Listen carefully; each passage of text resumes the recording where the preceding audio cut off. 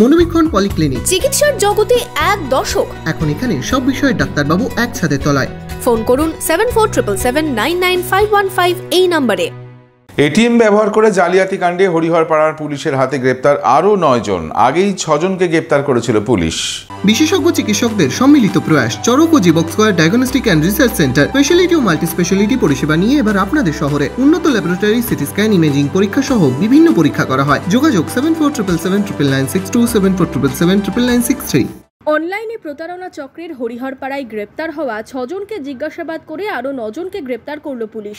ATM জালিয়াতি চক্রে শুক্রবার রাতে হরিহরপাড়া থানার পুলিশ 6 জনকে গ্রেপ্তার করে।